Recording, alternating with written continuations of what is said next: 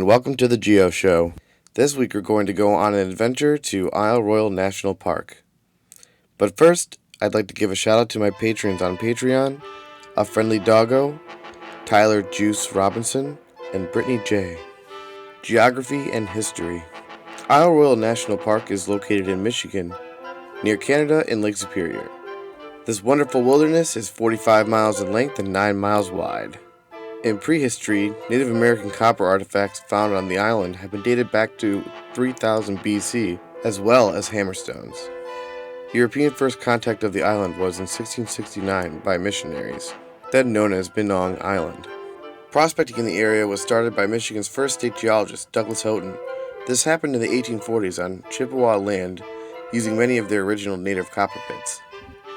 After mining turned out to be less than economic by the end of the 19th century, the island was then turned into a sporting resort for hunting and fishing. Prior to becoming a national park, the island was inhabited by Canada lynx and caribou. They were hunted to extinction and replaced by moose and timber wolves. In 1940, it became a national park, and its natural wonder is preserved for generations to come. Geology.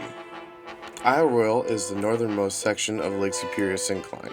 This syncline is bound by thrust faults due to compressional forces. The exposed ridges of the island were once horizontal flood basalts. These lava flows are predominantly basalt or basaltic andesite, containing essential calcic plagioclase, generally labradorite, augite, and minor olivine. This is conformably overlain by copper harbor conglomerates, a sedimentary formation. Both of these formations are Precambrian in age at about 1.1 billion years old. Taking proper notes and geologic measurements.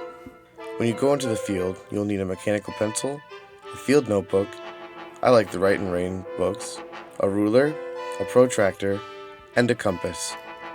Preferably one that can measure inclination too. You take a measurement by first measuring the strike, basically what direction the elevation line is running. You do this with the side of the compass, and there's usually a bubble level on the compass that will tell you if your compass is perfectly horizontal. The dip, which can be measured with the clinometer part of the compass, is always 90 degrees from the strike. You write down your strike and dip measurements from the compass like so, with strike on the left as a 3-digit azimuth reading, a dip angle, and indication whether you use the right hand rule or not.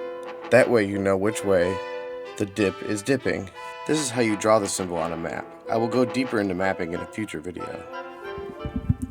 The adventure. My friend Spencer McKee and I departed from Copper Harbor by seaplane on September 8, 2020. We hiked over 50 miles from Rock Harbor to Wendigo. Once we departed from Rock Harbor, we hiked anywhere from 6 to 13 miles a day, taking tons of pictures along the way.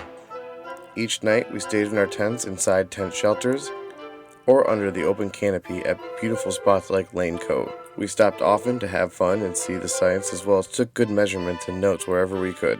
The hiking was a pleasant challenge. We hiked over ridges, through deep woods, and over swamps on boardwalks. We saw many animals, a total of 2 foxes, 6 or 7 gray jays, and a total of 9 moose.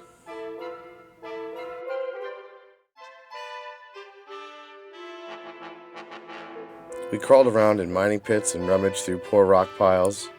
From Island Mine, we finished our journey at Wendigo and flew home from there.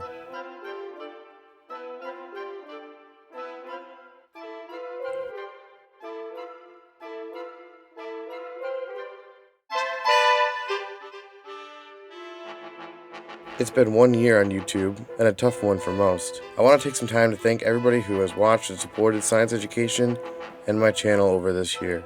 We really appreciate it over here.